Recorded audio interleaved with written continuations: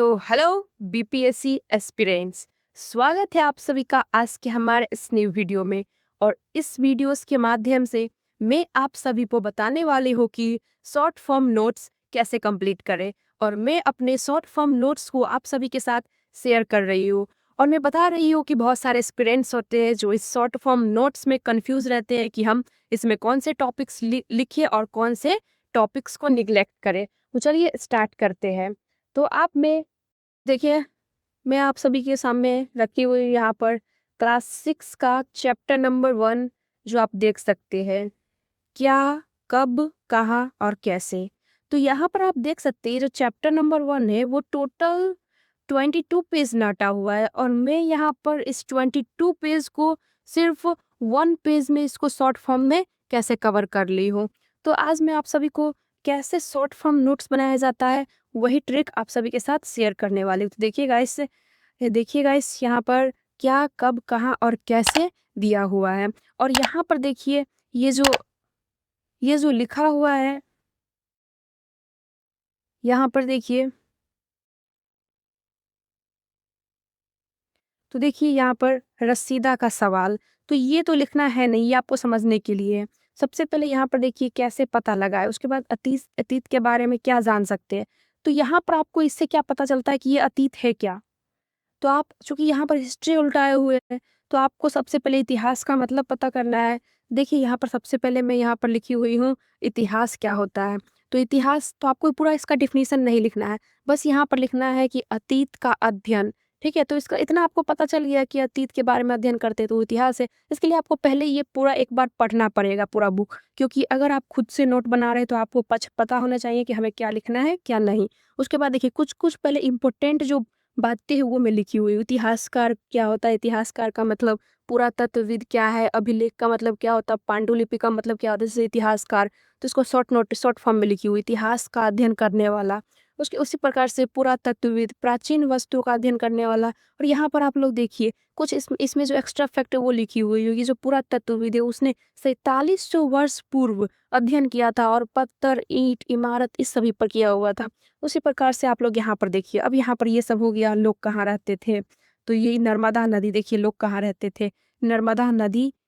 नर्मदा नदी का बात आ रहा है। अब यहाँ पर देखिए, तो आपको डायग्राम के माध्यम से आपको पहले पता करना है कि नर्मदा नदी कहाँ पर है। तो देखिए आप पहले इसमें डायग्राम, यहाँ पर क्लास 6 का जो हिस्ट्री उसमें दिया हुआ है डायग्राम, तो आप पहले इसमें नर्मदा नदी ढूंढिए।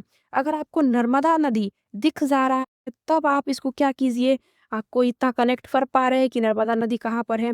अब नर्मदा नदी के बारे में बहुत सारी चीज़ें हैं, उसको लिखना नहीं है, आपको बस शॉर्ट फॉर्म में लिखना है कि कई लाख वर्ष पहले लोग इस नदी के तट पर रहते थे।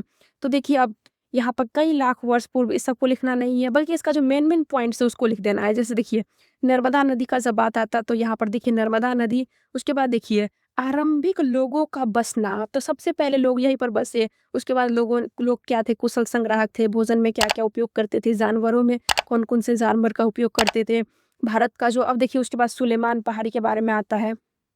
यहाँ पर देखिए देखिए सुलेमान और किरथर की मान, और भारत का जो उत्तर पश्चिम में स्थित है सुलेमान और किरथर की पहाड़ी, तो उसके बारे में मैंने यहाँ पर शॉर्ट फॉर्म में लिखा है। देखिए यहाँ पर लिखा हुआ है भारत, उत्तर मान और किरथर की पहाड़ी।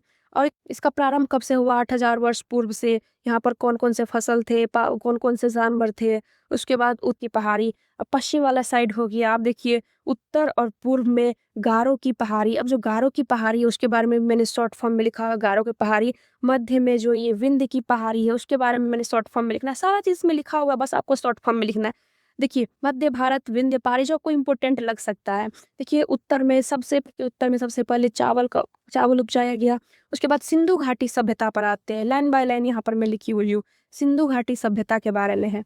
देखिए सिंधु घाटी सभ्यता, सिंधु एवं इसकी सहायक नदियाँ, देखिए सिंधु नदी एवं इसकी सहायक नदियाँ, ट्रिक के माध्यम से, जे चीरा व्यासन, ट्रिक के माध्यम से जल्दी याद होता है, इसलिए मैंने यहाँ पर लिख लिया है सिंधु एवं इसकी सहायक नदियाँ। जैसे यहाँ पर झेलम, चेनाब, उसके बाद रावी, ब्यास, इसी प्रकार से सब लिखी हुई। अब ये पंजाब भी इसको बोलते हैं, सहायक नदी है। उसमें से प्रमुख सहायक नदी कौन सी है, नगरों का विकास कब से प्रारंभ हुआ, गंगा एवं उसकी सहायक नदियाँ। अब इसके बाद है देखिए टॉपिक यही है, गंगा एवं उसकी सहायक नदियाँ। तो यहाँ पर इतना सारा लिखा हुआ है। देखिए आपको क्या लग रहा है, गंगा एवं उसकी सहायक नदियाँ, आप नोट में वही लिखेंगे ऐसे भर भर के, नहीं लिखना है। देखिए यहाँ पर इतने को मैंने इतना में कवर किया है गंगा एवं उसकी सहायक नदी के बारे में, और यहाँ पर उससे भी नहीं आता तो यहाँ पर देखिए ट्रिक के माध्यम से मैंने यहाँ पर लिखा हुआ है गंगा एवं उसकी सहायक नदियों के बारे में। यस, राम गो घर गए कोमल महान, यहाँ पर इसके माध्यम से क्या होगा, जल्दी याद हो जाएगा। अब उसी प्रकार से देखिए यहाँ पर ये देश का नाम कैसे इंडिया पड़ा, तो इसके बारे में देखिए यहाँ पर आप लोग देख सकते हैं हमारा जो देश है उसका नाम कैसे पड़ा। तो इसमें पूरा बहुत ज़्यादा क्या दिया हुआ है, 2-3 पेज का हुआ है, लेकिन देखिए देश का नाम, लेकिन मैं इसको क्या की हूँ, देश का नाम कैसे पड़ा वो मैं इसको थोड़ा सा जो शॉर्ट है उस फॉर्म में इसको लिख ली हूँ। जैसे देखिए प्रयोग इंडिया, भारत के लिए सबसे पहले इंडिया शब्द इंडस से निकला है, जिसको संस्कृत में देखिए संस्कृत में सिंधु। अब देखिए उसके बाद 2500 वर्ष पूर्व जब उत्तर पश्चिमी ईरानी आए, तब उसने क्या किया, यूनानी आए, तब उसके बाद सिंधु क्षेत्र पर के पूर्व भाग को इंडिया कहा। ऐसे करके शॉर्ट फॉर्म में जो मेन पॉइंट है उसको लिख ली हूँ, और इतना में हो गया है इस देश का नाम। अब तिथि पर आते हैं, तिथि पर।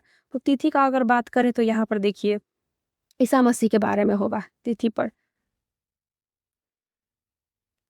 देखिए आप यहाँ पर देख सकते हैं तिथि, तिथि का मतलब क्या होता है, यहाँ पर मेन चीज़ दिया हुआ है।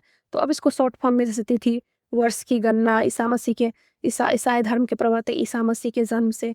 अब देखिए जन्म से पहले, जन्म के बाद, इसके लिए क्या, किस जन्म के बाद, जन्म से पहले क्या प्रयोग किया जाता है, और यहाँ पर फ्लो चार्ट के माध्यम से ईसा मसीह के जन्म को मैं याद करने का प्रयास की। तो इस प्रकार से पूरा चैप्टर कवर हो जा रहा है। अब देखिए चैप्टर नंबर 2, देखिए 20 पेज जो है, 20-22 पेज को मैं कैसे एक पेज में कवर कर रही हूँ, ये एक्स्ट्रा फैक्ट है। इसको मैं डायग्राम के सहायता से इसको याद करने का प्रयास किया। अब देखिए चैप्टर नंबर 2, चैप्टर नंबर 2 का जैसे देखिए यहाँ पर आखिर तक खाद्य संग्रह से भोजन उत्पादन था। तो यहाँ पर आप लोग देख सकते हैं, यहाँ पर क्या, आरंभिक मानव, आखिर आखिर आखिर वे इधर उधर क्यों घूमते थे, ये जो आरंभिक मानव थे वो इधर उधर क्यों घूमते थे। तो सबसे पहले आरंभिक मानव के बारे में पता किया है। उसके बाद देखिए यहाँ पहले भारतीय उपमहाद्वीप में 20 लाख साल पहले रहते थे।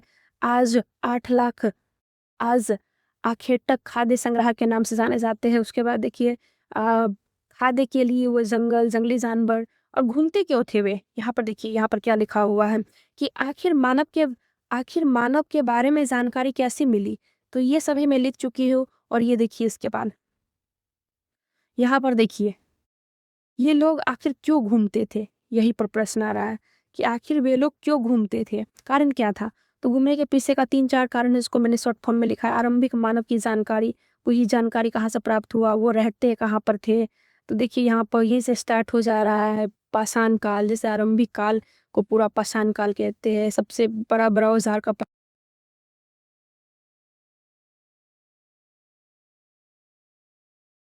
तो कैसा लगा आपको आज का हमारा ये वीडियो, कमेंट में ज़रूर बताइएगा। और ये भी बताइएगा कि आपको शॉर्ट फॉर्म नोट्स बनाना कितना हेल्पफुल रहा। तो ये अगर आपको ये शॉर्ट फॉर्म नोट्स चाहिए तो कमेंट में शॉर्ट नोट्स लिख दीजिएगा, और लाइक और सब्सक्राइब कर दीजिएगा। मिलते हैं नेक्स्ट वीडियो में।